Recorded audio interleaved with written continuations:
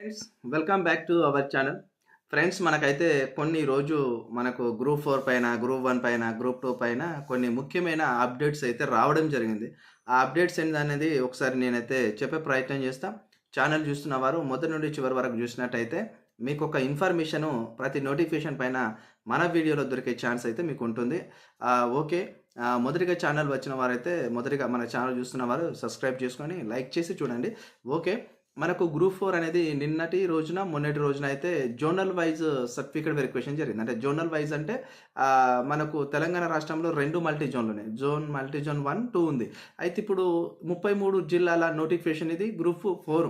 ఈ గ్రూప్ 4 అనేది 33 జిల్లాలది కాబట్టి వీళ్ళు ఏం చేసినారంటే మల్టీ జోనల్ వైస్‌గా సర్టిఫికేట్స్ వెరిఫికేషన్ చేసుకున్నారు. జోన్ 1 వచ్చేసేమో మనకి హన్మకొండలో జరిగింది. జోన్ 2 వచ్చేసేమో మాసప్ ట్యాంక్ హైదరాబాద్ జోన్ వాళ్ళ దగ్గర జరిగేసింది. అయితే దీంట్లో 2 రోజులుగా వీళ్ళు సర్టిఫికేట్ వెరిఫికేషన్ జరిగింది. చాలామంది సర్టిఫికేట్ వెరిఫికేషన్ పోలేదు. 86% వాళ్ళే అభ్యర్థులు, 86% మంది అభ్యర్థులే ఈ సర్టిఫికేట్ వెరిఫికేషన్‌కు హాజరైనారంట. మిగతా వాళ్ళు అబ్సెంట్ అయిపోయినారని చెప్పేసి పేపర్‌లో వచ్చింది. సో, మరి అబ్సెంట్ అయిపోయిన అభ్యర్థులకు అధికారులైతే ఫోన్ కాల్ చేసినారంట. ఫోన్ కాల్ చేసి వాళ్ళు అబ్సెంట్ గల కారణాలు తెలుసుకోవడం అనేది కూడా జరిగిందంట. అయితే ఈ అబ్సెంట్ అయిన వాళ్ళు ఎక్కువ మంది ఉన్నారా అంటే చాలా తక్కువ మందే ఉన్నారు. 282 మంది వెళ్ళలేదు. 282 మంది వెళ్ళలేదు. దాని కారణంగా ఇప్పుడు ఏమైపోయిందంటే ఆ 282 మంది పరిస్థితి ఏంది అని చెప్పేసి చాలామంది అనుకోవచ్చు. దానికి పెద్ద ప్రాబ్లమ్ ఏం లేదు. మళ్ళీ వాళ్ళకి కూడా సర్టిఫికేట్ అవకాశం ఉంటుందని మనకు పేపర్‌లో అయితే వచ్చింది. అయితే ఫస్ట్ డే ఏమన్నారంటే సర్టిఫికేట్ వెరిఫికేషన్ రాకపోయి ఉంటే మీరు జాబ్ వదులుకున్నట్టుగా మేము కన్సిడర్ చేస్తామని చెప్పేసి అన్నారు. కానీ మరి జాబ్ వదులుకున్నట్టుగా మరి వీళ్ళేమన్నా చెప్తారా అని చెప్పేసి నేను కొద్దిగా డెప్త్‌గా వెళ్లి చూస్తే అక్కడ ఏమిచ్చినారంటే మళ్ళీ వాళ్ళకు ఛాన్స్ ఇస్తాము. మళ్ళీ వాళ్ళకి ఛాన్స్ ఇస్తాము. ఇయ్యాల, రేపు, ఎల్లుండి కూడా కొనసాగే అవకాశం ఉంది అని చెప్పేసి రాసుకొచ్చినారు పేపర్‌లో. మరి చూడాలి.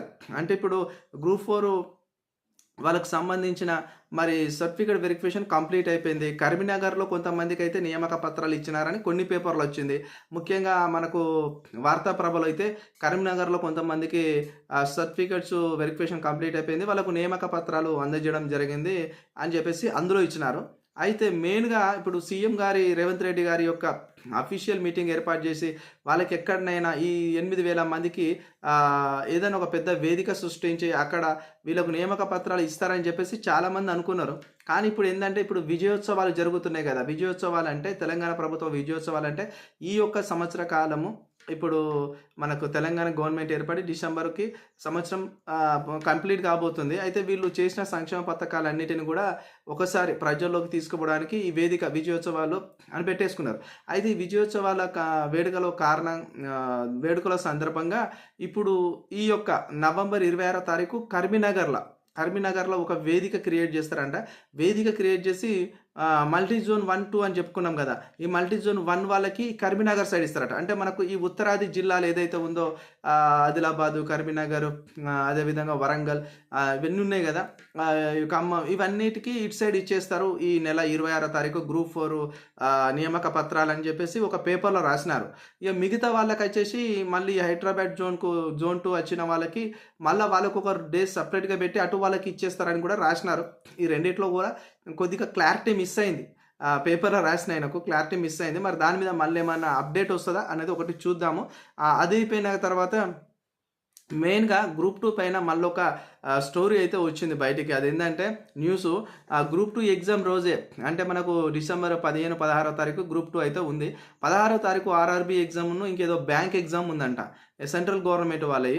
సో, ఆ 16వ తారీఖు నాడు సెంట్రల్ గవర్నమెంట్ 2 ఎగ్జామ్స్ ఉన్నాయి. మన స్టేట్ గవర్నమెంట్ టీజీపీఎస్సీ నిర్వహించే గ్రూప్ 2 కూడా ఉంది. వాయిదా వేయాలి అని చెప్పేసి ఒక న్యూస్ అయితే వచ్చింది. అయితే గ్రూప్ 2 వాయిదా వేయాలి అని. అయితే ఆ న్యూసు కేవలం ప్రధానంగా మనకు నమస్తే తెలంగాణ పేపర్‌లో తప్ప ఏడ కనిపియలే. నమస్తే తెలంగాణ పేపర్‌లో వచ్చింది కాబట్టి దానికి పెద్దగా మనం పట్టించుకోని అవసరం లేదు. ఎందుకనంటే అది కొద్దిగా వేరే వార్తలు రాస్తా ఉంటది ప్రభుత్వానికి. సో, కాబట్టి విషయం ఏందంటే ఇక్కడ మరి గ్రూప్ 2 వాయిదా పడతదా అని చెప్పేసి నన్ను చాలామంది అడుగుతున్నారు. అసలు గ్రూప్ 2 వాయిదా పడడానికి గల ఎలాంటి కారణాలు లేనే లేవు. గ్రూప్ 2 సజావుగా జరుగుతది. అలాంటి పుకార్లు నమ్మద్దు. నేను నిన్నటి రోజు వీడియోలోనే చెప్పిన. గ్రూప్ 2 పైన ఇప్పుడు ఎగ్జామ్ దగ్గరకొచ్చే రోజు చాలా పుకార్లు, చాలా కామెంట్స్ వినబడతా ఉంటాయి. ఎగ్జామ్ పైన ట్రోల్ చేస్తూనే ఉంటాంటారు. అవి పట్టించుకోవద్దు. ఎగ్జామ్ జరగదని కొంతమందికి వాయిదా పడతది. ఇదే సేమ్ డేలా సేమ్ ఎగ్జామ్స్ ఉన్నాయి. సెంట్రల్ గవర్నమెంట్ అని ఇలాంటివి వస్తాయి వార్తలు, రూమర్స్. ఇవన్నీ పట్టించుకోవద్దు. వీటినన్నిటిని మనం పక్కన పెట్టాలి. ఉన్న సమయాన్ని గట్టిగా చదువుకుంటే బెటర్ అన్నమాట. ఈ ఎగ్జామ్ వాయిదా పడే అవకాశం అయితే లేదు. 100% గ్రూప్ 2 జరుగుతది. కాబట్టి మీరందరూ చాలా సీరియస్‌గా ప్రిపరేషన్‌కి వెళ్ళిపోండి. ఓకే. గ్రూప్ 2 విషయం క్లియర్. ఇప్పుడు గ్రూప్ 1 ఎగ్జామ్ మనకు మెయిన్స్ నిర్వహించినారు అక్టోబర్‌లో. మెయిన్స్ ఎగ్జామ్స్ అయిపోయినాయి. మరి గ్రూప్ 1 యొక్క మెయిన్స్ రిజల్ట్స్ ఎప్పుడొస్తదని చాలామంది అడుగుతూ ఉన్నారు. కొంతమంది డిసెంబర్ 9వ తారీఖు ఇస్తారంట, సోనియా గాంధీ గారి బర్త్‌డే రోజు అని చెప్పేసి చాలామంది అన్నారు. అసలు డిసెంబర్ 9కి వచ్చే ఛాన్స్ అయితే గ్రూప్ 1 లేదు. గ్రూప్ 1 వచ్చేసి ఫిబ్రవరిలో రిజల్ట్స్ ఇవ్వబోతున్నారు. 560 పోస్టులకు గ్రూప్ 1 మెయిన్స్ నిర్వహించింది.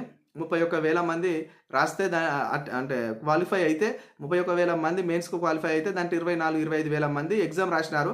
వాళ్ళందరికి సంబంధించిన రిజల్ట్ వచ్చేసి ఫిబ్రవరిలో ఇవ్వబోతుంది టీజీపీఎస్సీ.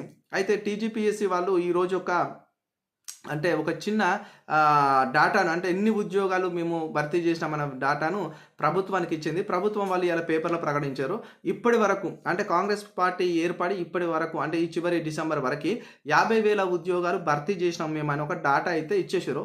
ఆ డాటాలో ఎక్కువగా వాళ్ళు పోలీసు డిపార్ట్మెంట్ నుండి అండ్ డిఎస్సి 11,000 డిఎస్సి పోస్టులు ఎక్కువ మేజర్గా ఉన్నాయి. ఈ డిపార్ట్మెంట్లోకి వెళ్ళి మేము ఎక్కువ పోస్టులు రిక్రూట్మెంట్ చేసినాం. టోటల్గా 50,000 పోస్టులు అయితే ఈ సంవత్సరం రిక్రూట్మెంట్ చేసినాం అంటున్నారు. నిజంగా నమ్మచ్చా? అంటే ఇప్పుడు కాంగ్రెస్ పార్టీ అవన్నీ మనకు రిక్రూట్మెంట్లో చూపిస్తుందా? అంటే కాంగ్రెస్ పార్టీ నోటిఫికేషన్స్ ఇచ్చిందా? లేదు. అవన్నీ గత పాలకులు ఎవరైతే బీఆర్ఎస్ అధినేత కేసీఆర్ గారు ఉన్నారో అప్పుడు వాళ్ళు నోటిఫికేషన్ వేసి మళ్ళీ ఎలక్షన్స్‌లో వచ్చినారు. సో, వాళ్ళు ఓడిపోయినారు. వీళ్ళు అధికారంలోకి వచ్చినారు కాంగ్రెస్ పార్టీ కాబట్టి గత పాలకులు ఇచ్చిన నోటిఫికేషన్స్‌ని వీళ్ళు రింపుకుంటూ వస్తున్నారు. సో, వీళ్ళు ఏం చేస్తున్నారంటే మేము 50,000 పోస్టులు ఇచ్చినామని చెప్పేసి ఎవల పార్టీ మైలేజ్ కోసం వాళ్ళు చెప్పే ప్రయత్నం అయితే చేస్తారు. ఓకే. ఏదేమైనా గానీ మనము ఈ ఉద్యోగ అభ్యర్థులము ఉద్యోగాలకు రాసే ఉద్యోగార్థులం కాబట్టి మనం ఏది కూడా ప్రభుత్వ కోణంలో చూడొద్దు. మన నోటిఫికేషన్ చూసుకుంటూ వెళ్ళాలి. ఓకే. ఏదేమైనా మళ్ళీ జాబ్ క్యాలెండర్ విషయం కూడా ఒకటైతే వచ్చింది. జాబ్ క్యాలెండరు యూపీపీఎస్సీ తరహాలనే మేము నిర్వహిస్తున్నాము. యూపీపీఎస్సీ తరహాల మనము టీజీపీఎస్సీని ప్రక్షాళన చేసినాము. జాబ్ క్యాలెండర్ ప్రకటించినాము. అనుకున్న డేటుకు ఎగ్జామ్స్ పెడుతున్నాము. రిజల్ట్స్ ఇస్తున్నాము తక్కువ టైంలోనే. అభ్యర్థులకు ఉద్యోగాల నియామక పత్రాలు కూడా తొందరనే ఇస్తున్నాము. సో, ఎక్కడ జాప్యం లేకుండా నిరుద్యోగుల పాలిటిగా మేము పెన్నిదిగా ఉన్నామని చెప్పేసి గవర్నమెంట్ అయితే రాసుకురావడం జరిగింది ఒక స్టేట్మెంటు. అదైపోయిన తర్వాత ఇక మెయిన్గా మనకు చాలామంది గురుకుల అప్డేట్ ఏమైందన్న కోర్టు అప్డేట్ అంటే ఇవాళ ఏ పేపర్లో రాలేదండి.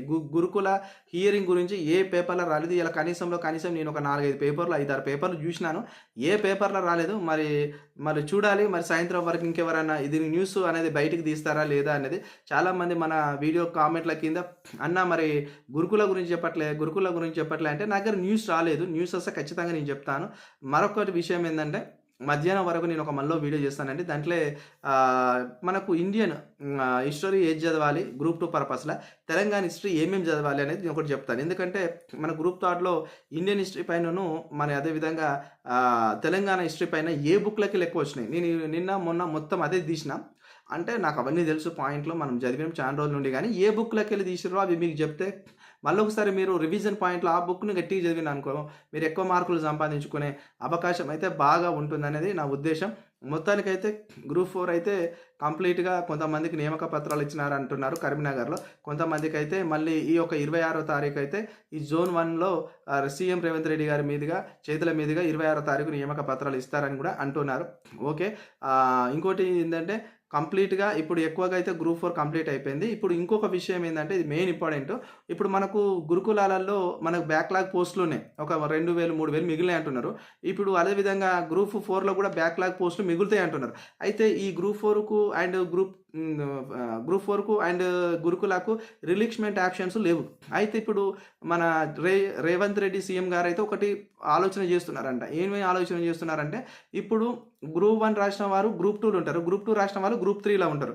అయితే మనకు ఫస్ట్ గ్రూప్ 1 మెయిన్స్ జరిగింది. తర్వాత గ్రూప్ 3 జరిగింది. తర్వాత ఇప్పుడు గ్రూప్ 2 చివరిలో జరుగుతుంది మనకు డిసెంబర్లో. సో, ఇప్పుడు గ్రూప్ 1 రాసిన వాళ్ళు గ్రూప్ 2లో ఉంటారు, గ్రూప్ 3లో ఉంటారు. సో, మరి ఇక్కడ మనకు కూడా ప్రాబ్లమ్ సేమ్ క్రియేట్ అవుతుంది. ఎట్లా ఏదైతే గురుకులాలలో మనకు బ్యాక్‌లాగ్ పోస్ట్‌లు మిగిలిపోయే ప్రాబ్లమ్ క్రియేట్ అయిందో, అదే విధంగా గ్రూప్ 4లో కూడా ప్రాబ్లమ్ క్రియేట్ అవుతుందో, అదే విధంగా ఇప్పుడు గ్రూప్ 1 రాసిన వాళ్ళు గ్రూప్ 2లో ఉంటారు. గ్రూప్ 2 రాసిన వాళ్ళు గ్రూప్ 3లో ఉంటారు కాబట్టి, ఇక్కడ ఎక్కువగా గ్రూప్ 1 రాసిన వాళ్ళు గ్రూప్ 1లో ఉండిపోతారు. అది పెద్ద స్థాయి ఉద్యోగం. గ్రూప్ 3 రాసిన వాళ్ళు మళ్ళా గ్రూప్ 1 సైడ్‌కొస్తారు. మళ్ళా గ్రూప్ 2 సైడ్‌కొస్తారు. సో, ఇట్లా వచ్చినప్పుడు ఈ 3 నోటిఫికేషన్‌లల్ల ఎక్కడనన్నా బ్యాక్‌లాగ్‌లో పోస్ట్ మిగిలిపోతే మరి వాళ్ళ పరిస్థితి ఏంది? మళ్ళా ఈ 3 నోటిఫికేషన్‌లు చాలా పెద్దయి. ఇప్పుడు వీటి పరిస్థితి ఏందని జెప్పేసి మరి ప్రభుత్వం అయితే ఒక ఆలోచన జేసిందట. ప్రభుత్వం ఏం జేసిందంటే మంత్రివర్గ ఉపసంఘాన్ని పెడుతుందంట. ఒక మంత్రివర్గ కమిటీని ఏర్పాటు జేసి, ఆ మంత్రివర్గ కమిటీలో బ్యాక్‌లాగ్‌లో పోస్టులు మిగలకుండా ఈ గ్రూప్ 1, గ్రూప్ 2, గ్రూప్ 3ల ఎక్కడ గూడా పోస్టులు మిగలకుండా క్లియర్‌గా ఎట్ ఏ టైమ్ మొత్తం అభ్యర్థులతోని, మెరిట్ వాళ్ళతోని ఈ యొక్క నోటిఫికేషన్ ఫుల్‌ఫిల్ జేయాలి, రింపేస్ చేయాలి అని జెప్పేసి ఒక ఆలోచనతోని ఉంది అని ఇయాల పేపర్‌లో అయితే చివర్ల రాసుకొచ్చినారు. సో, ఒకవేళ ఈ మంత్రి వర్గంలోని వీరిచ్చిన ఆ యొక్క నివేదికను గనక సీఎం గారు ఓకే ఫైనల్ చేసినారంటే, ఫైనల్ చేస్తే ఖచ్చితంగా గ్రూప్ 1, గ్రూప్ 2, గ్రూప్ 3లో ఎక్కడ కూడా బ్యాక్‌లాగ్ పోస్ట్ లేకుండా కంప్లీట్‌లీ రిక్రూట్‌మెంట్ అయ్యిపోయే ఛాన్స్ అయితే కనిపిస్తది. దానికోసం మనందరం వెయిట్ చేయాల్సిందే. ఎందుకంటే ఇది మళ్ళా ఈ ప్రభావము ఈ బ్యాక్‌లాగ్ అనే ప్రభావం గ్రూప్ 1, గ్రూప్ 2, గ్రూప్ 3 మీద పడితే ఎవ్వరు ఊరుకోరు. ఇక చాలా రచ్చ రచ్చ అయిపోతది. ఎందుకంటే చాలా ప్యాషన్ ఒక్కొక్కరికి గ్రూప్ 1, గ్రూప్ 2, గ్రూప్ 3 అనేది. ఇప్పుడు గ్రూప్ 4 కంటే ఎక్కువ కూడా గ్రూప్ 1, గ్రూప్ 2 మీద చాలా ప్రభావం పడతది కాబట్టి దీని మీద అందుకనే ప్రభుత్వం అయితే ఆలోచన అయితే చేసింది. మొత్తానికైతే అతి త్వరలో ఈ మంత్రి వర్గం ఏదైతే ఉందో వాళ్ళు ఒక నివేదికను గవర్నమెంట్‌కి ఇచ్చేస్తే కంప్లీట్‌లీ బ్యాక్‌లాగ్ పోస్టులు ఎక్కడ ఉండకుండా వాళ్ళు క్లియర్ చేసే ప్రయత్నం అయితే చేస్తారని చెప్పేసి మాట్లాడుతున్నారు. ఓకే. ఛానెల్ చూసిన వారు లైక్ చేయండి, కామెంట్ చేయండి, సబ్స్క్రైబ్ చేయడం మాత్రం మర్చిపోండి. Thank you so much.